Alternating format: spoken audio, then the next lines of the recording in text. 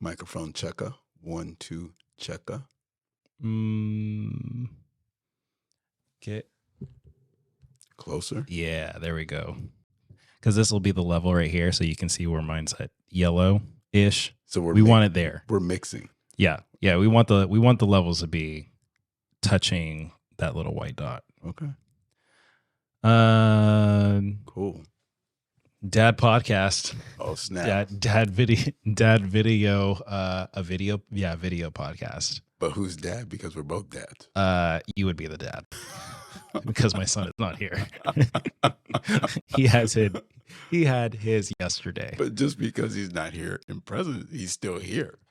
True. It's a dad podcast. Dad video podcast. All right. So creatively, because that's how my mind works, what I would share with you in anticipation of this moment, which is super special to me, I thought about the idea of even though we didn't grow up in the hood per se, we've had rough times, but it's like fatherhood. You know what I mean? So, this is about fatherhood. So it could be Dadcast. It's your deal. Oh, gotcha. In my heart. How about this episode is called Fatherhood. Exactly. There you go. Yeah. Father-hood. Exactly. Bingo. Right? Sure. Yeah. Nice. Yeah. I guess things that would be okay, so let me tell you the inspiration of the personal podcast, video podcast, whatever people want to call it, is I was telling Stephanie, I was like, hey, I am like tripping out because I'm realizing every random person in every house that we go by has their own complex life, and it's not just mine. Mm-hmm. So I find it interesting, or I am interested in wanting to hear about other people's lives, and like what can I take away from their life, or like just their experiences, whether if it was something fun, something sad, something crazy, like not necessarily I think the podcast I get inspiration from is like a Joe Rogan podcast, because he just talks with people, and he's just very interested. And I'm like, oh, okay, I want to mimic that, because I like that characteristic of him, is like just being interested in anything and everything, and just soaking up as much as he can. And I was like, okay, well, I'm not trying to, it would be cool to like talk to someone famous or anything or something like that. But at the same time, I also want to get to know like the average Joe. Mm-hmm. So Stephanie was telling me there's a word for that, and it's called Sonder. Sonder. Mm-hmm. Okay. So I was like, okay, maybe it can be like a Sonder podcast or a Sonder video podcast, something along those lines. Like the theme is Sonder, of just being able to talk to people and ask them questions of like how you were raised, things you loved, things you didn't like good luck, bad luck situations, like what got you to where you are now, and not just like, oh, what do you do? Like, what do you do for work? And what do you want? I guess what do you want to do can be a great conversation, but like past when you meet someone, you're like, hi, my name's Kyle. The cliche, normal. I'm a wedding photographer and videographer. Gotcha. I have 2 kids and a wife. Like, let's get past all that bullshit. Like get down to the like give me like who are you? Yeah. So let me throw 2 things your way, because it sounds like you're being reflective, and I'm trying to think. I'm a big word fan, so I'm not sure if you're aware, but I'm a huge word fan. So diction, intellect, huge word fan. Okay.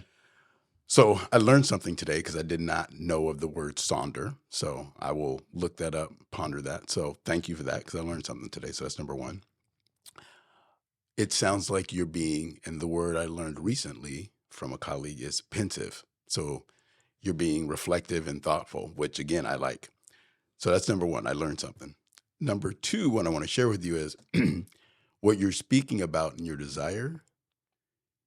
There's a little bit of genetics and hereditary, because I feel my calling, my strength, and my passion is people, but how do they connect, Mhm. and how, where do we intersect, and where are we alike, and what connects us, and what makes people tick? That's it's always been my deal. Yeah. So I find it interesting and inspiring that you're taking action. So kudos, because I'm a big fan of action Jacksons, but I'm a fan of taking action versus just kind of sitting, wondering, and not doing anything about it. So Mhm. kudos for taking action. Know that I think that some of that is in all of us, but just know for me, that's something I think passed on potentially that's deep in you that I equally like to get to know people. You've been around me your entire life, and Sure. everyone's in some form or fashion a friend or a colleague. Yeah. So cool, Yeah. cool. Um, I guess for you, I'm gonna ask specific questions that I don't know about you. Ooh, Because I feel like that would be. I mean, yeah. if I just want it to be valuable. I don't. I would. It can. It. We can have like casual conversation, on trips or at dinner and stuff like that. But if I'm recording it, I'm like, okay, I want it to be something like unique, and it's not like I don't want it to be just a conversation. You know what I mean? Like I Okay. want it to be of substance somehow. You do know you just put me on high alert. I sure did.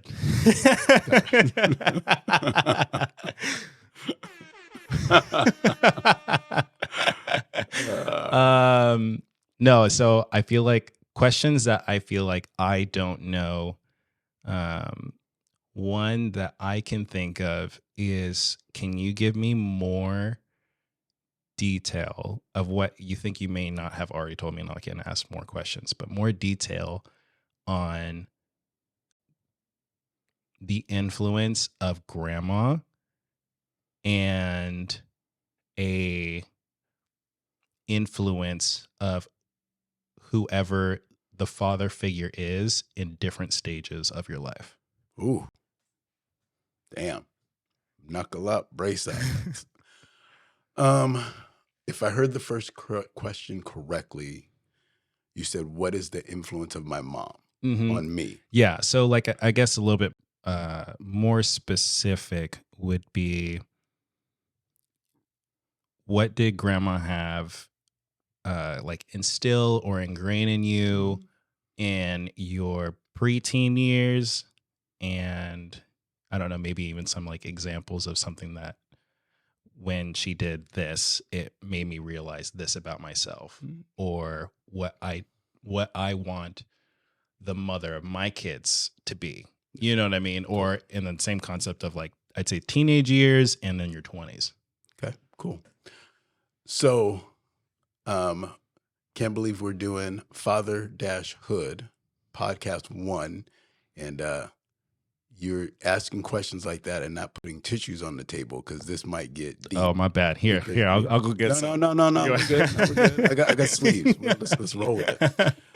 So, when I talk about my mom, it's funny you mention it because, as you know, and I've shared with some in an inner circle, I'm an entrepreneur at heart. And so I think one of the things that I want to do, wow, you're making this deep. So I think one of the things that's also making me passionate about this potential restaurant that I do when I retire is it will allow me an opportunity to memorialize what my mom means to me. And I don't think I've ever been able to articulate that verbally, but I think that's what is one of the drivers. So my mom is the most consistent knowledge of my being and awareness that I can reflect in my life. So, to your point, for those that don't know, Joshua Jackson's on my birth certificate, but I've never seen him. Mhm. Rick Richardson, outstanding provider, but we weren't connected.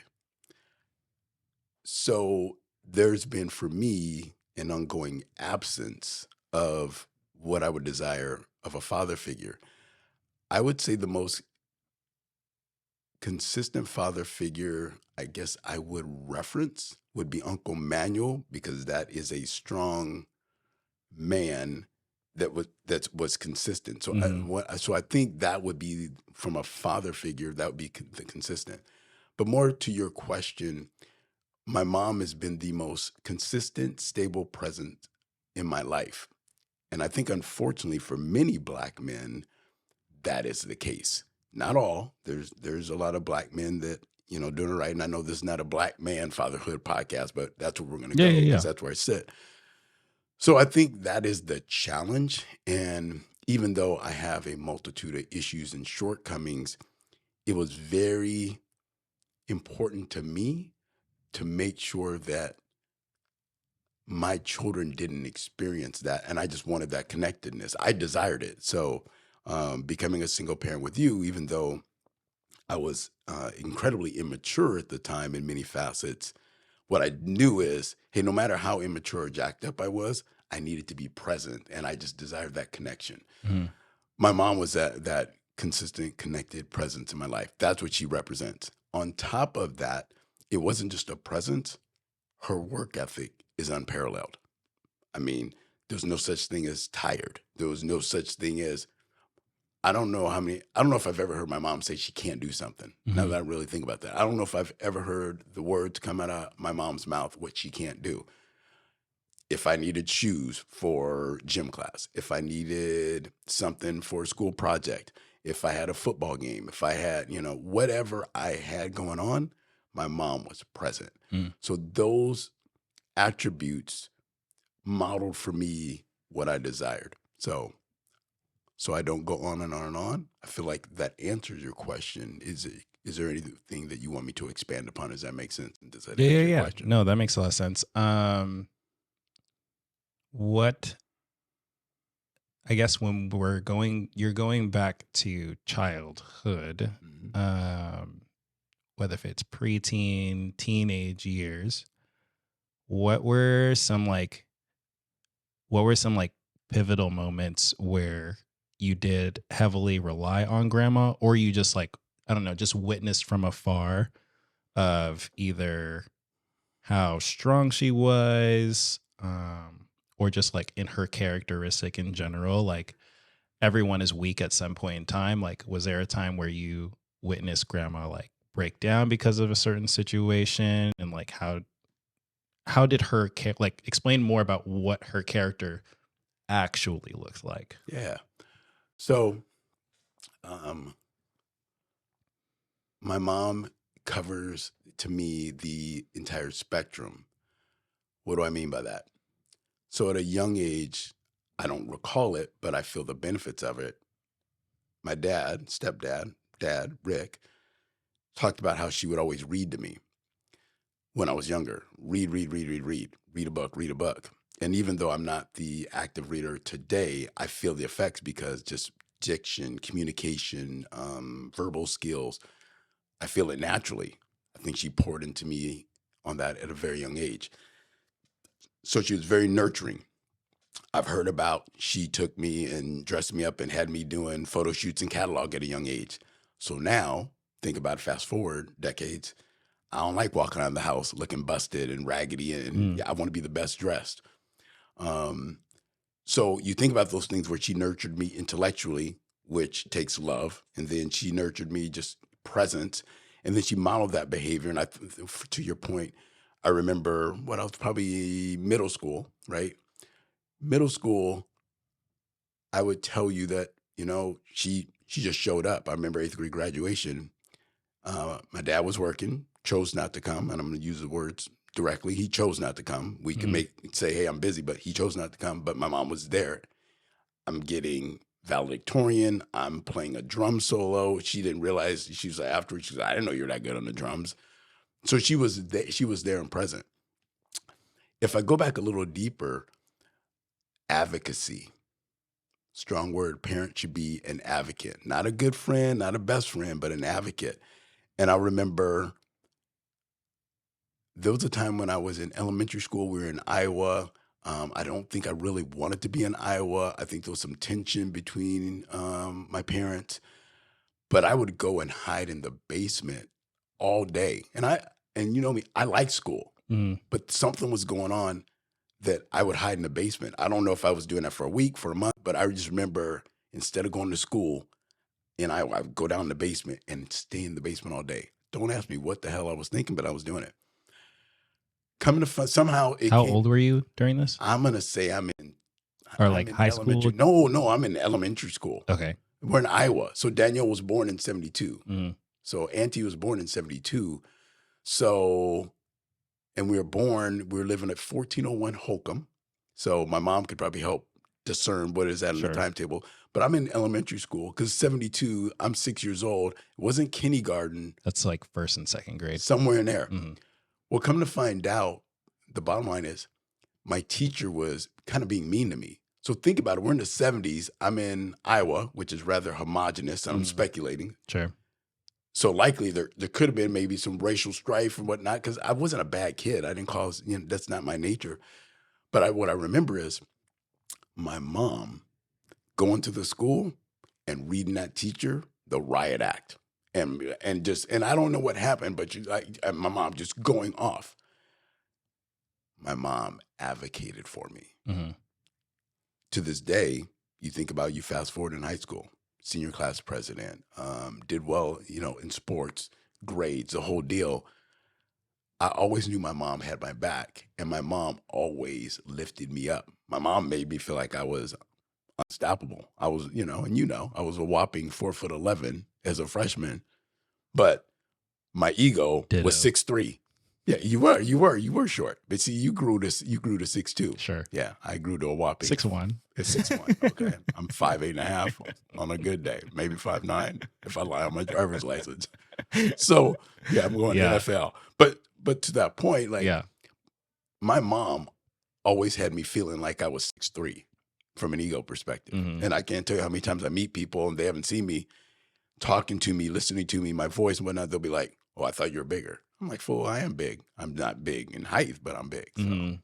to answer your question, Yeah, I mean, like, what are things that she would actually say to you that would make you feel? Grandma was big on, and I can't say if they were verbatims. It wasn't always talk. It was just the encouragement and the challenge to live up to your potential. Mhm. Like my friends, and Danielle, I'll tell you, like our friends didn't understand. We would be on restriction for getting a B, or like back in the day, you could get an O for outstanding for citizenship and work Mhm. habits. If we got S's, satisfactory, we were on restriction for that school quarter. If we got What did restriction look like? What is that? restriction meant that we couldn't go outside and play, which killed Daniel and I because we wanted to go outside and play. So we had chores. Come home, do your chores, do your homework, vacuum, do your chores and all that, and then you go play outside till we got home from work. Well, if those grades were jacked up, you still had to do your stuff, but you had to stay in the house. So it really wasn't like you couldn't watch TV or not. You couldn't go outside and play because Mhm. that was the biggest thing that we wanted to do back then. We wanted to go outside and play. Do you know what age you were at when that kind of discipline was like in effect? Because I imagine me doing that for Kai right now, and he would lose his shit. He would not be. I'm not. Like, what do you mean I can't go outside? He's 3. Yeah. So I think it's different, son. I would say that, um, and I'm not a psychologist. I just think things are age appropriate, and you have to, at 3, you got to learn and discover. As you get older, that was taking place. like a junior high. We're in elementary school. Mm. I would personally tell you, I think elementary school is the Oh time. yeah, that can make sense. You Yeah, need to. because That's I where- remember even for me. Yeah. I was gonna Elementary. I was like, yeah, elementary. I don't think about it often of like what my discipline was at in elementary school, but I was like, oh wait, no, that does make sense. If I'm not doing well in school, there's no basketball. You're not signing me up for something, Correct. or You ain't going on wait, this wait, trip. wait. You loved going to the swimming pool. Oh God, yeah, that's right. See, your eyes. Yeah. You love going swimming. So again, Yeah. because remember the little stories. You be what? I'm sleeping. It's Saturday morning and Sunday morning. I'm sleeping. Daddy. Hot breath in my face. Daddy, I'm hungry. And can we go to the swimming pool? Uh-huh.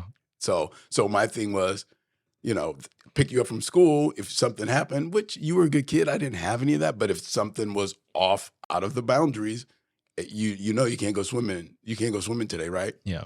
That rectified that trash Yeah. real quick. I think the time where maybe it was like more, I don't know, me realizing a little more that I didn't enjoy school was when Miss Estes was my teacher. Mhm. Because you loved Miss Estes I did. and I did not. She was really sweet to me, and I liked her as like a teacher, Mhm. but I did not like how strict she was on everything. Oh God, that drove me crazy. So okay, but going back to the discipline, I can see that being like a elementary Real quick on school-ish. Estes though, I would submit to you at that age you were transitioning. You're getting a little older and a little bit more independent, a little bit more knowledgeable. Yeah. You were getting a little bit more social. I don't know if you remember, but that's when you kind of one of your first interests in Oh, girls. Jenna? Yeah, Jenna. I remember Jenna. And I like Jenna. Yeah. That Jenna was cool. So think about your first interest. That's when you were pushing boundaries. You were starting to discover basketball. You were losing jackets. You were losing a little bit of focus. Jackets. You were losing a little bit of focus because you were growing. Miss Estes, I think, accountability. Mhm. She was not, you weren't allowed to slack. That's the thing. Miss Estes was not going to tolerate slacking. And we all need that. Yeah. Does that make sense? Yeah. Going back to grandma what were some aspects of her position of motherhood did you see and look at that and be like, you know what, I would want the mother of my kids to do this a little differently? Because I feel like every kid always has like, when I'm a dad, I'm gonna be a little different, or when I'm a mom, I'm gonna be a little different, or or if I have like, I knew that I said like, I want my wife to be X, Y, and Z because I didn't have X, Y, and Z. So,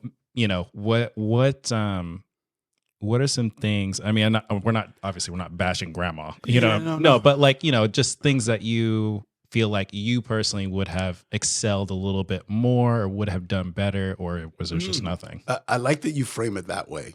Where would I excel? So a couple of things. And in true candor, I don't have a lot that I can criticize my mom on what I would ask her to do differently. I just would. I've enjoyed too much success in too many facets of my life to be like, yeah, we should. So there's nothing that I honestly would change, because for you and for all the dads and parents out there, you have to work with what you got.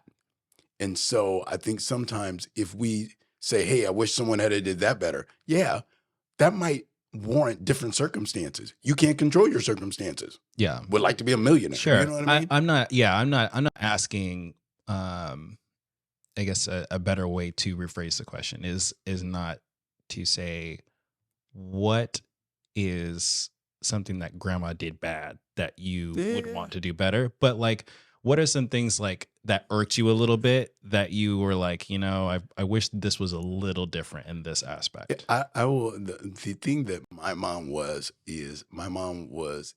incredibly strict, and she had high expectations. And I'm going to be honest, I would not, at the time, out of like more leniency. And maybe could she have gone over the boundaries at times sometimes? But she was fair. So it's hard for me to say, but the calling card, I went to either my 20 or my 30-year class reunion. I think my 20, maybe my 30. I went, and flat out, my friends were like, woo. It's no wonder you're going to be successful because your mom was strict. So she was not shy and unapologetic about this way. So my mom was strict. I remember like sometimes my mom's like, hey, no friends in the house, no people over. And I don't know if that was because she didn't trust us or she didn't want people messing up her house or whatnot. I'm not really sure. So the one pivot I made, I think as an adult, for me, from my recollection and perception, because sometimes what I thought was happening may not have been exactly that or for a different reason. But, we didn't really have we didn't have the Kool-Aid house. Let me put it in that. We didn't have the Kool-Aid house. for sure. So if you notice, when you grew up, think about, Dad, can Anthony spend the night? Yep.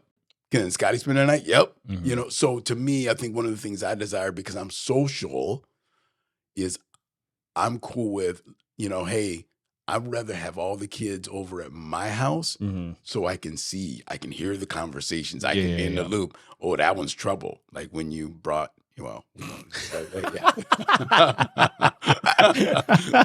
but now everything comes, you think about it. Let me ask you the question very quickly, right?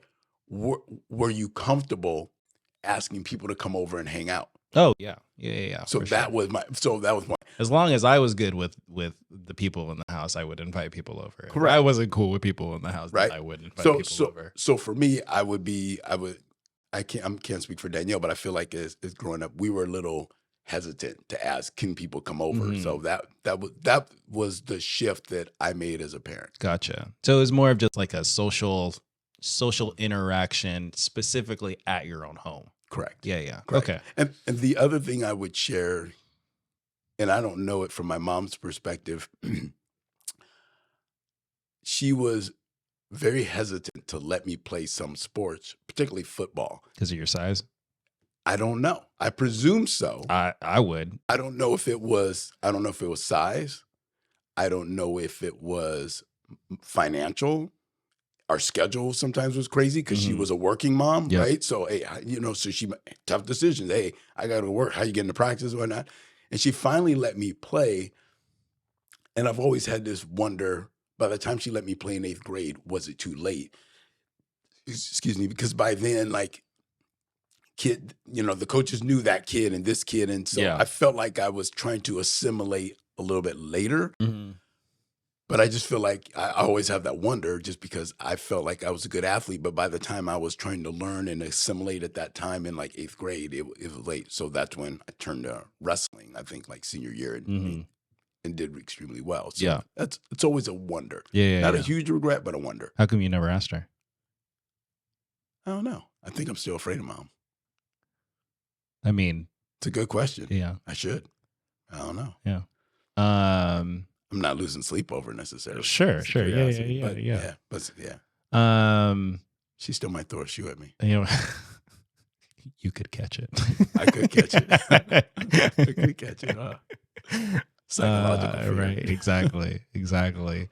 I guess going to Joshua Jackson, or maybe not necessarily Joshua Jackson, but just father figure in general. Mhm. How do you feel like, I guess, explain, because I don't know the timeline map Mhm. of, I know Grandma said Joshua Jackson exists, but I don't think you've ever met him, correct? Nope. Yeah. So so what age did Rick come into play? My recollection, I was extremely young, so much to the point that that's all I've known. So I want to say, I think I was 2. So if I was born in 66, Mhm. I think my mom found out she was pregnant, and she quickly went back from San Francisco, where I was born, to Oceanside. Mhm. And Uncle Manuel was in the Marine Corps, so stationed at Pendleton. And she met. You were born in San Francisco? I was born in San Francisco. I didn't even know that. Yeah, see? Wait, where at? San Francisco General. San Francisco General. So my Okay. mom went to live with her aunt, Mhm. and then Joshua was in a band. Okay. He was a musician in a band. Okay. And then Where at?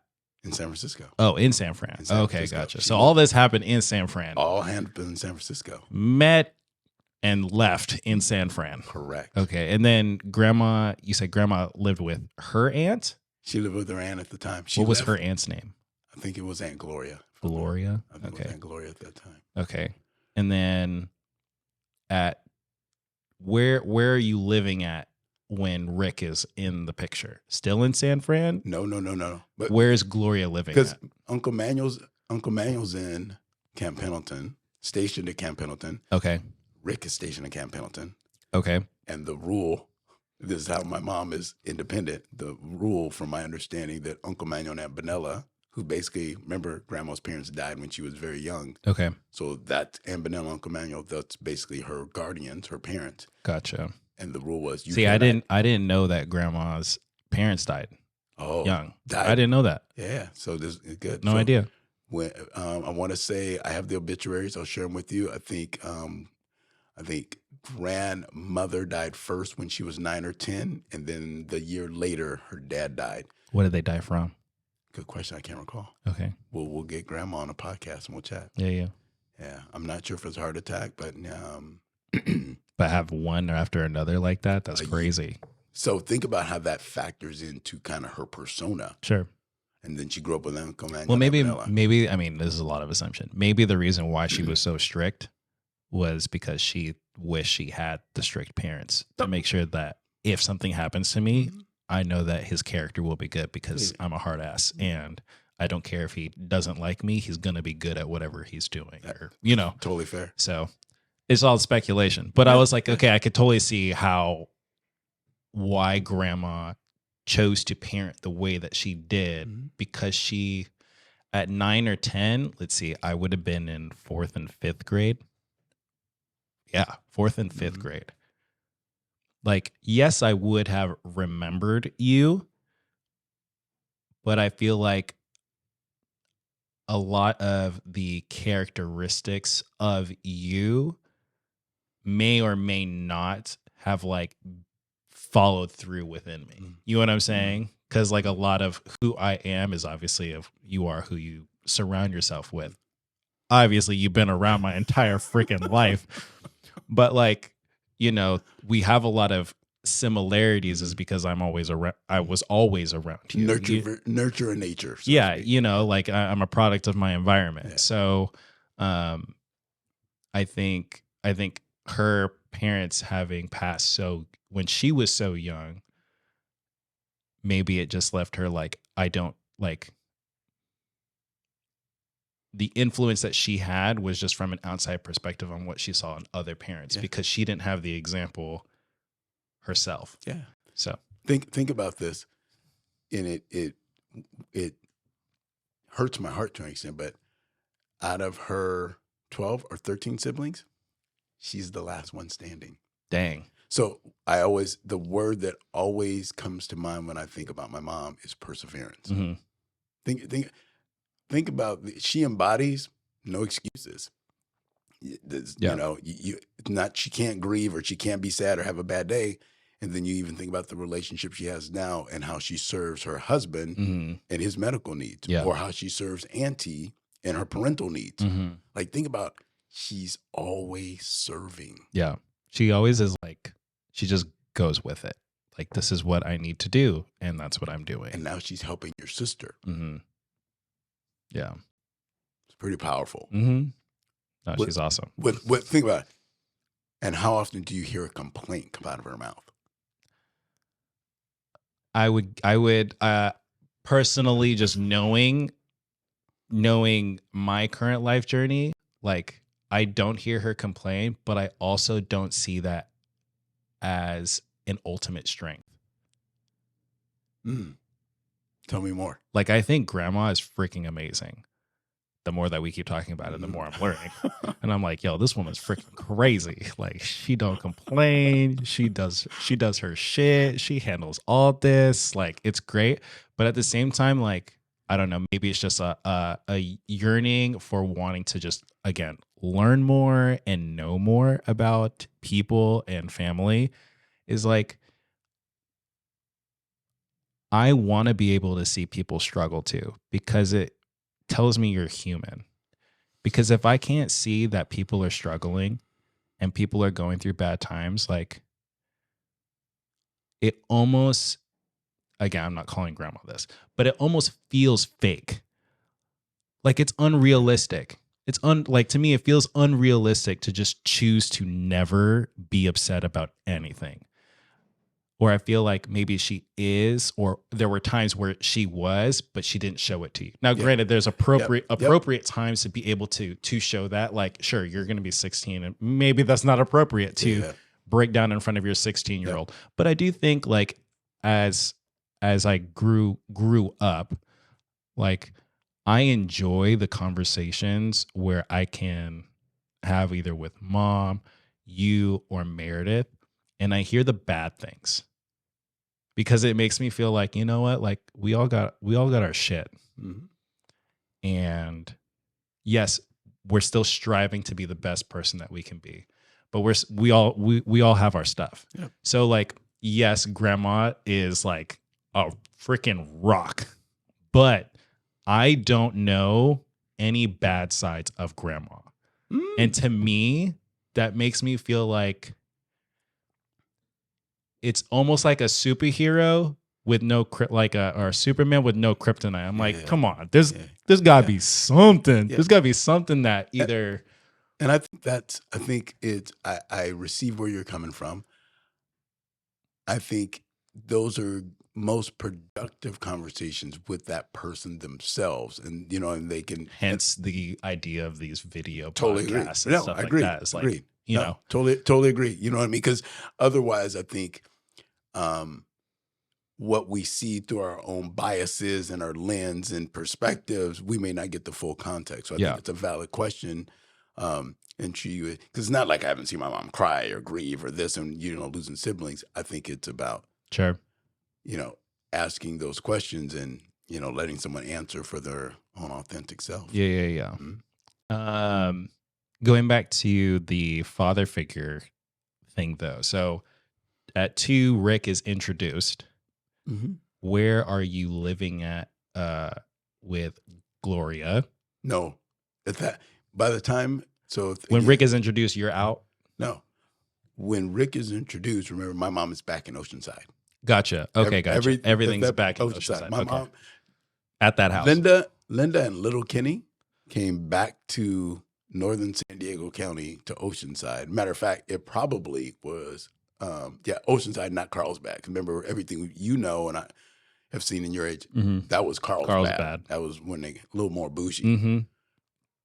Oceanside, Bush Street, that was that's where I'm pretty sure we're all in Bush Street. Gotcha. Okay. And my mom graduated from Oceanside High. Okay, gotcha. And then when she meets Rick out there in Oceanside. Mm-hmm. Gotcha. Okay, so and you're 2? I think I'm in that range. You're 2-ish. Was there I'm just curious, just from me having multiple stepmoms, what was the dynamic that you felt with Rick? Like, when did you first know that Rick wasn't your biological dad? Because you're not going to recognize that at 2. Yep. Like, at what age-ish did it click where this is not my real dad and something seems different? I think when you become socially aware, I'm going to call it elementary school, because you're saying your name, but you're not saying your name. And my name's Jackson. My mom is Richardson, but I'm not smart enough. And I was a naive kid, so I'm not putting 2 and 2 together necessarily. The earliest memories I have is, I believe, we lived in LA, and I remember taking walks, and I think we were on Normandy and Arborvita, so not far from where SoFi is, I think now. Okay. In LA. So we were in LA that I remember as a kid, and I think he was doing some computer stuff and whatnot. I'm not sure. But to your point of recollection, starting to understand that, I think just when you start understanding the names and okay, wait a minute, why is my name Jackson? Their name is Richardson, and how does that become? And I'm not sure if I recall ever really having that conversation. But I think it's socialization and it's kids. So I think the powerful lesson in that is, as parents, not being afraid of the conversations and trying to talk through it, because I think that's when that whole concept of, wait a minute, is Danielle my sister? Is she my half sister? Like that. And we're thick as thieves. But I remember getting in trouble one time, saying something about a half sister. My mom's like, don't you ever say that. And, it was like, whoa, you know what I mean? Like, how old are you when you said that? I want to say, in my opinion, it was elementary school. Elementary. That's why I go back when you're talking about Kai. I think that those early elementary schools when other kids are starting to come around and socialization and Yeah. questions is, I think that's the time as a parent to start making sure you intervene. Yeah. For the kids' development, in my humble opinion, it's earlier than that. I'm not a psychologist. I think earlier you know, the environment and love and nurturing and affirmation from day one. Mm. But as far as things that start developing the socialization and awareness in your surroundings, start that early, but definitely I think elementary kid, because now the choice becomes, and it's hard, are you going to educate your kid on how the world operates, or are you going to let the world teach your kid how the world operates Mhm. and what lens they look through? Yeah. One thing that comes into my mind, you're talking about elementary, so it makes me go back. And when I started realizing, not on the parental, but just like, or not like on my parental situation, I would see how other kids' parents interacted with them. And so then that would obviously make me like subconsciously look at like, oh, like, but my dad does things differently. Or like, Mm, oh, but mm, Jess or it would probably be Meredith. Meredith does things differently. mm. And I think there was, what was it? I think we were actually living right next to Palace Park, aka Irvine Lanes, Yes. 405. Yes. And I think that was when I had the friends, the Mexican kid, Joshua, Mm-hmm. Lewis Johnston, Mm-hmm. and the other one that Lewis was really cool with that I was semi friends with. His name was Zach. And I remember a couple interactions with Joshua's parents, and it was always very respectful, very easy, but short interaction. So I didn't get to really like watch how they interacted. Lewis was a really good friend, and Lewis and I would talk about our parents to each other, so I was able to see how he felt.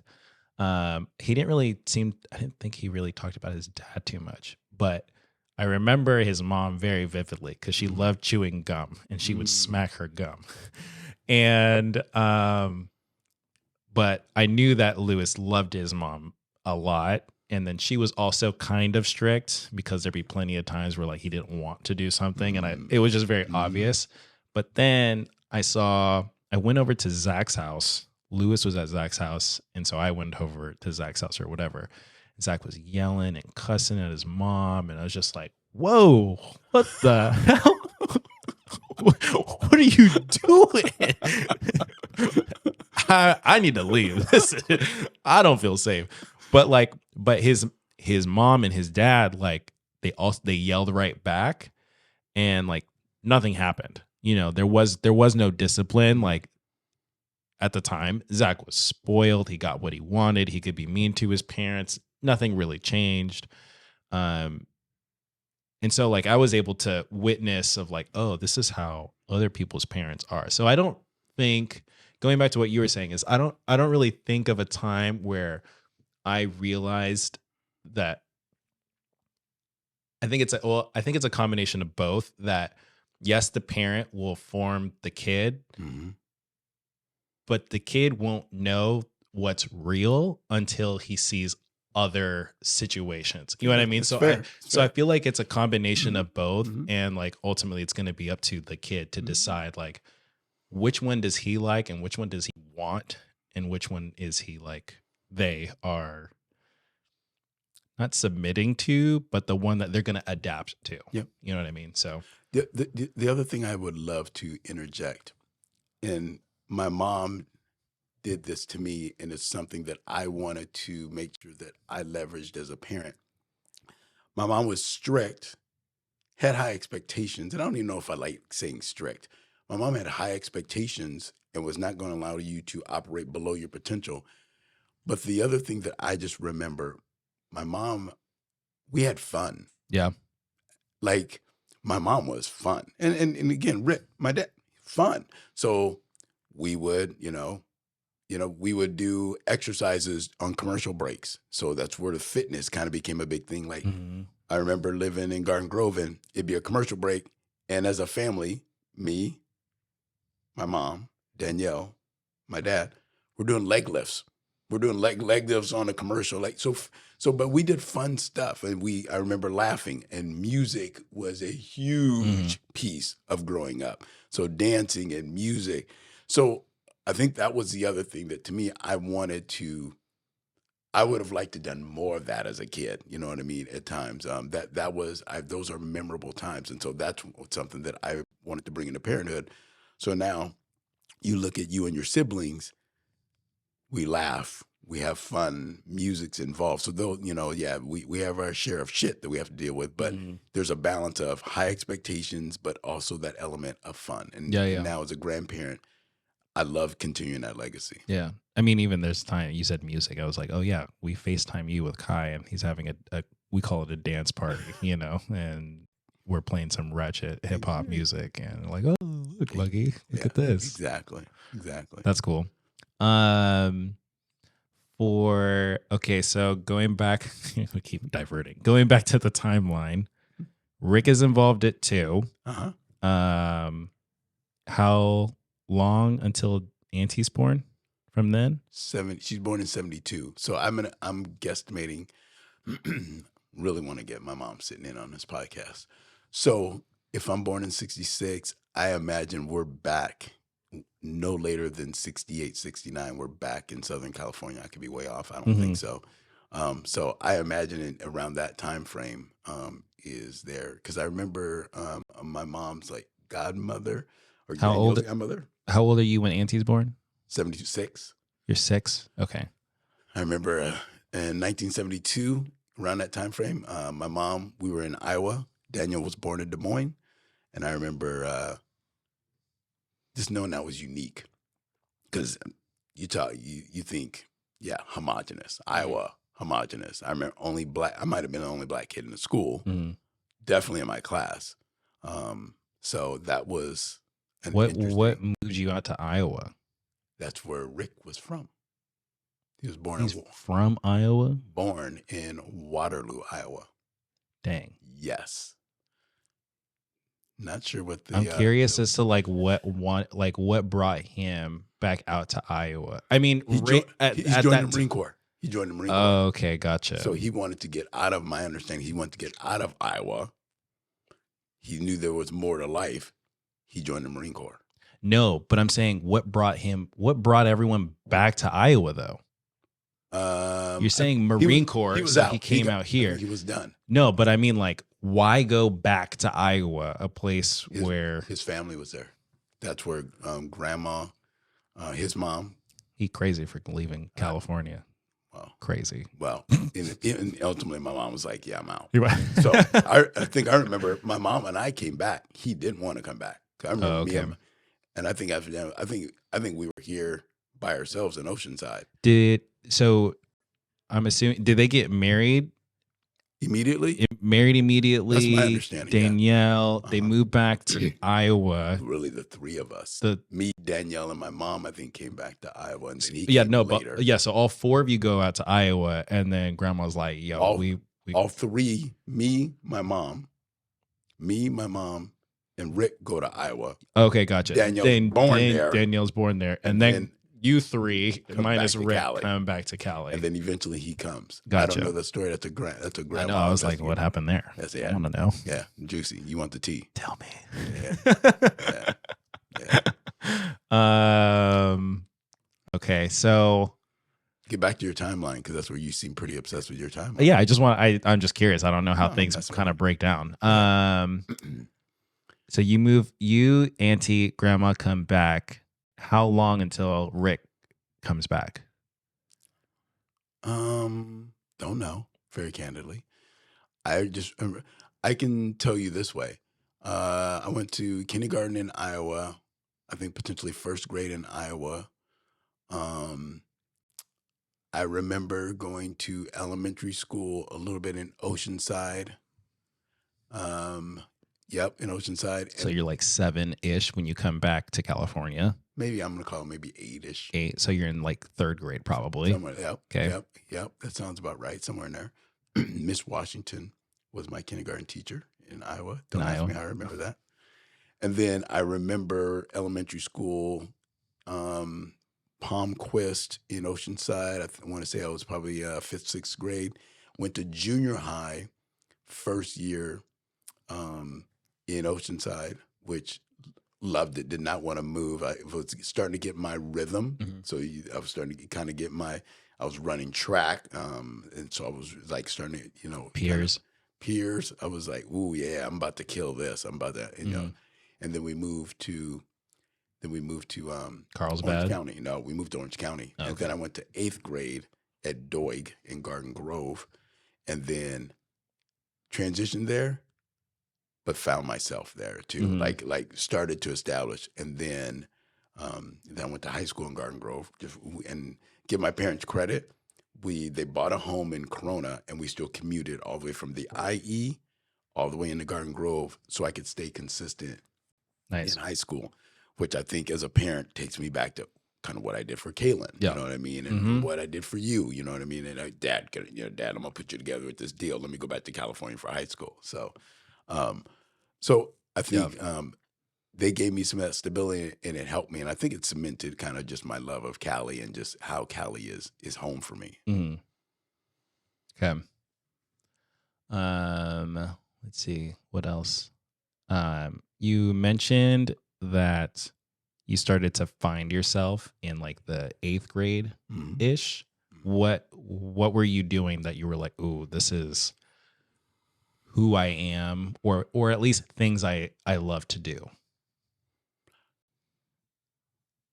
So I understood my ability to write because I was on the yearbook, and I was in like I don't know, a journalism class. Okay. So I was on the yearbook committee, but I also I wrote in the school paper. And I just remember I was one of the younger ones 'cause I was a Mhm. seventh grader, Yeah. but all my stuff was getting printed. So I learned at a very early age that I was a good writer. Um, so that piece, I remember being end of the year, seventh grade, being in a dance contest. It's funny how memories just surface back. I remember being in a dance contest, end of the year dance. I'm a seventh grader, but it was really the eighth graders were they were running things. But I remember the dance contest, the way it was constructed was everyone was dancing, and then students and certain teachers would tap you out. They would tap you out like, yeah, yeah, you're not hanging, get out, get out. So it was a tap out. It was Mm. dope. So imagine this cool scene. I'm at this dance, um, and It's pretty similar to how they would do the like ballroom dances too. but see, I wasn't even making that Oh, correlation. gotcha. Good call. Wasn't making that correlation. So you're getting tapped out, and I'll never forget. It was just a vivid memory of like I've arrived. It's me. And it's crazy just talking to you how these names come out. Frank Tisby. Don't ask me why I know Frank Tisby's damn name. I'm gonna look him up on Facebook right now. So me and Frank Tisby is a one-on-one battle, and we're dancing to Funkadelic Knee Deep. And I'm feeling it. I'm feeling it. And I get tapped. And I think a conspiracy theory because I was a seventh grader and he was an eighth grader. There's no damn way they were gonna let the seventh grader beat the eighth grader. But Gotcha. I got tapped. It was down to me and him. Uh-huh. Almost. And again, think about then fast forward that goes into me breakdancing Mhm. and just a love of dancing and music. So yeah, I remember that. That's when I started feeling myself. I was like, okay, I can write, I can dance, and I had school records for cross country and track. Mhm. So that's when track I was killing it in track. So that's when I started to be like, okay, you're a little dude, but you can make some noise. Mhm. So Nice. Mhm. How did you get into DJing? so um I remember I rem so I suffer to an extent. I'm better now, but I used to suffer badly from people pleasing. Mhm. So the recognition, ooh, you do that good. So I had to learn, I've had to learn and grow from, hey, you don't need the affirmation of others always. You need to be in a healthy place. But I just remember black families, when you get together, the music's bumping. Yeah. And so I just remember I'd be playing with my cousins, running around, and I would just hear this yell from my mom, Katie, get in here. And I come in, and my mom would go, do that little dance. And Hey, right on cue. Yeah, Like done. like a little wound up monkey or whatever. Wind me up, and there we go. And but again, I'm getting that affirmation. Yeah. Shoot, I'm performing. Yeah. So, and then think about, I took you back. What did I tell you that Joshua Jackson did? He was in a band. So you can't deny that. Yeah. That I also think that's a African like strong suit has always been fair. Music and movement. Rhythm, culture, community. Oh, I agree. Yeah. And I love every bit of it. Yeah. Yeah. No, I feel you. So yeah. That's. So I see that got into the music genre, but like maybe what's the story of like you walked into Guitar Center and you got your techniques? Like what led up to that point?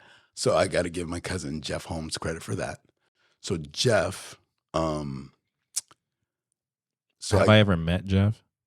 I don't recall ever. He came at Jeff Holmes. So when we lived in Irvine, when we came back from Chicago, when we lived in Irvine, he came to the house.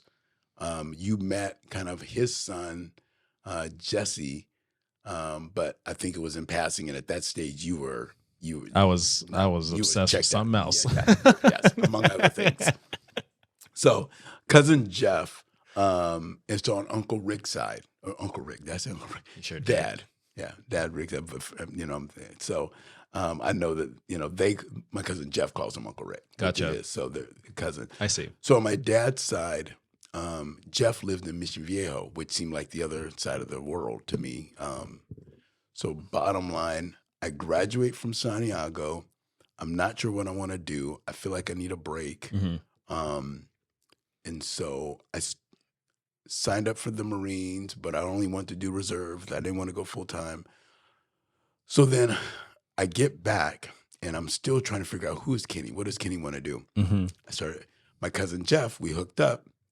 Don't ask me how, we hooked up. And I went down and spent a weekend with him and he was DJing. And he wasn't DJing like DJing now or even DJing back then because that would have been 85, 86. Okay. He's got belt-driven turntable, so not direct drive, not scratching. He's kind of got a little bit of a makeshift. He's got a mixer and stuff, but he's just got stuff to play music. Sure. And he's playing music, but he is the epicenter of the party. Mm-hmm. And the ladies love the DJ. You were like, yo. And I was a little shy when I was coming out of my shell at that stage because I was like 18, 19. And I was like, the DJ runs the Mickey Ficky show up in here. And so, and I was like, wait. I like music. I know music. I love to dance. And I'm going to get paid? Shit. Yeah. I was like, it's on. So he was playing music and I was like, okay. But then at the same time, I used to listen to, there was a station, Stevie Wonder on it, KJLH, Kindness, Joy, Love, and Happiness. So KJLH, and even back then, KDAY, K-Day, they were getting on that mixing scene. Mm-hmm. My cousin just played music. Song would play, transition, play another song. Yeah. On KJLH and K-Day, they were mixing songs. Gotcha. So the party never stopped. I was like, ooh. So quietly, I'd started practicing my mixing skill. And what do you mean quietly? Quietly meaning my cousin and I both had egos, but I was the little cousin in the corner. Mm-hmm. They were the big dogs. It was their business. Yeah. You know what I mean? Yeah. They were jamming DJ crew. So it was their deal, him and Darren, it was their deal. So I can't take over their stuff. So, it's like the proverbial, hey man, can I get on? Can I get on? And like, hey man, just sit in the corner. Yeah. So I had to kind of come up on my own. And so I just eventually got my own stuff on the side and practice mixing and doing this. And then I started, they would let me come on. And then I kind of just blew up and then just crushed it. Mm-hmm. How did, I guess going into, we'll call it at least from my recollection, from what I've seen and heard, your prime days of Sensations. I'm going to combine it with a Sensations, Daryl, Abu, Bubba, like who was in that Fab Five, and like when was the prime of DJ Lil Ken and Sensations, and you taking off your shirt and Wow.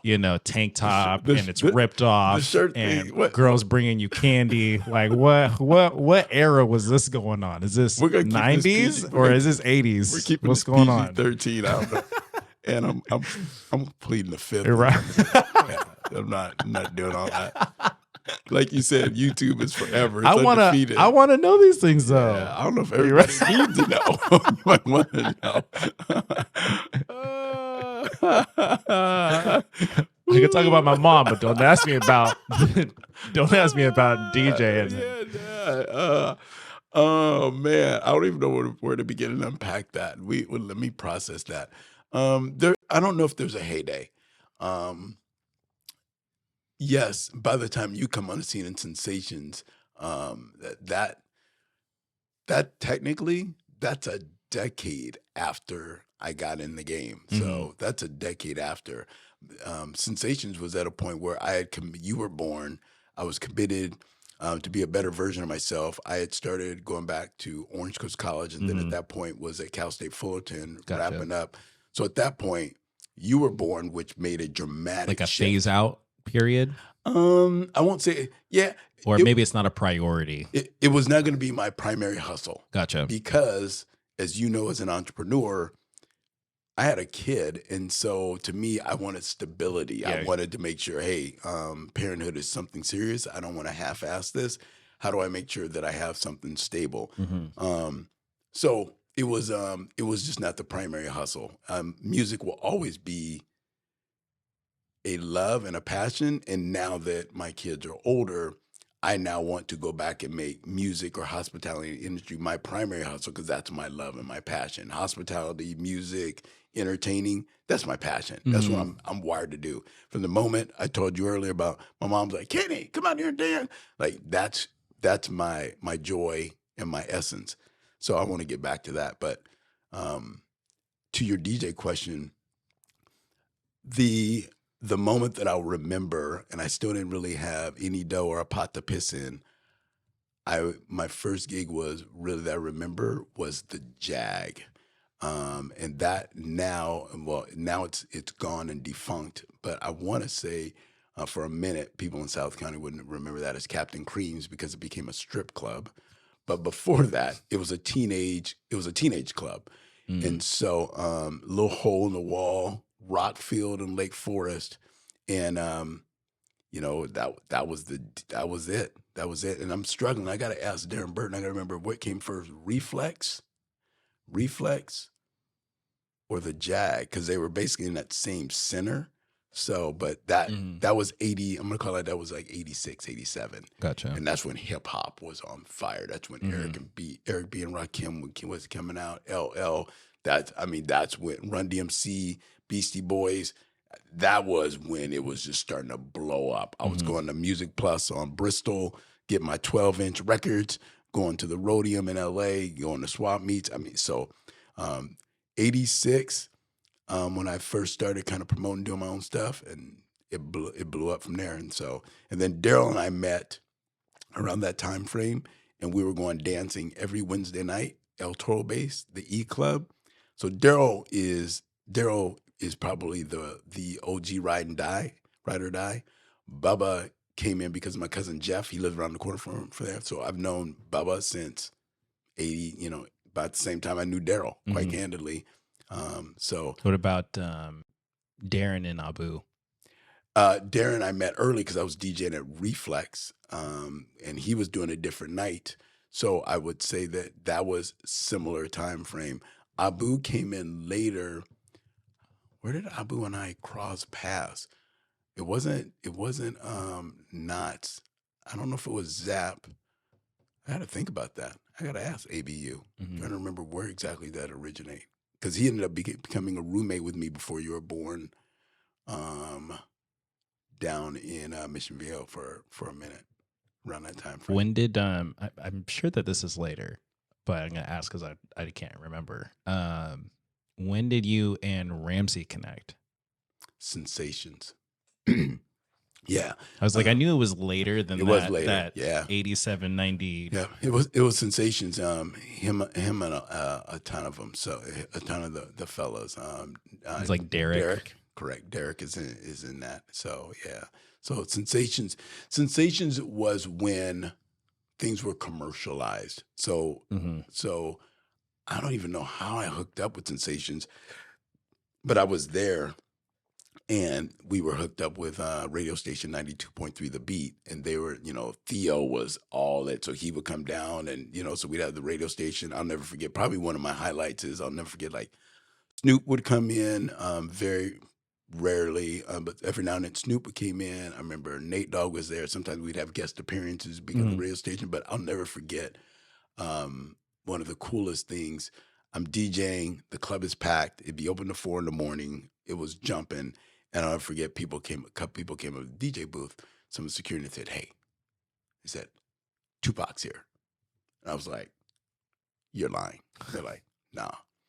And I just remember, I was like, "Oh yeah, it's on." And I flipping dropped like a Tupac little quick medley. Yeah. Woo, and flipping just blew the roof off the joint. I mean, so that was that's cool. That was definitely really cool. That was epic. That was iconic. Yeah. Yeah. That's cool. Mm-hmm. If you had 3 albums, you could listen to for the rest of your life, what would those 3 albums be? It's just not fair. Too bad. You got 3. It's just not fair. I almost want to pull out my phone and see what pops. No, it's got to be on the recollection. You can't think about it. It's not on there. Okay, so what I would do in the spirit of 3, I would pick something. I would pick something hip hop, and then I would pick something R&B or soul, and then I would pick something gospel. So what I would likely do in that vein is candidly. So I'll go gospel first. I'd take a Kirk Franklin's greatest hits. I'd cheat. I would just give me. You're cheating with the greatest hits one. All right, you can't cheat with the greatest hits on the other one though. Okay. And then, wow. So then, from an R&B soul perspective, you could also do. Sorry to cut you off. Soundtrack. You could do a soundtrack. I knew you were going there. Yeah, I knew you were going there. Because it has a combination of different styles. R&B soul, in that category, something I would. I'd probably go Prince, the hits. I just don't get tired of Prince. His musical genius, eclectic behavior, but covering wide genres. I'd do that, and if I'd do a Prince, Prince the hits, and then the hip hop one. Man, you're crushing me.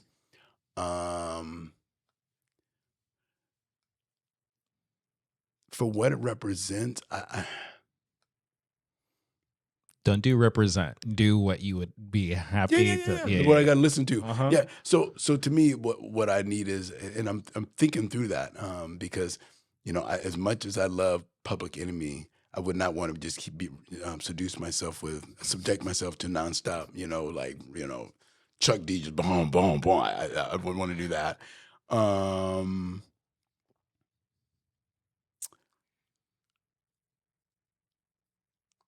I lean toward the one that just keeps coming to mind. It would be likely Eric B. and Rakim come to mind. KRS One comes to mind. Big Daddy Kane comes to mind. Beastie Boys actually comes to mind. It might be. I might even go Run DMC, Raising Hell. Nice. Or their first one. It's something iconic, something iconic, and that I could enjoy. Yeah. That's a tough question, man. It's not fair. It's so not fair. It's not fair. I can't think of any other questions right now. No, This has been fun. Yeah, yeah. No, I've really enjoyed it. I can't wait to see the edited version. I won't. It'll be uncut, but it'll be good. Oh snap! My only request is I'd love to embark upon this and do it again with you. Yeah, yeah, sure. I like keep doing that. Yeah, I yeah. think it's good. Yeah, as And- long as it doesn't take me forever to edit these. Yeah, no, we can make them shorter. Yeah, yeah. Make it easier. Sounds good. Just know I love you and I'm proud of I you. love you too, Dad. All right, cool. Cool.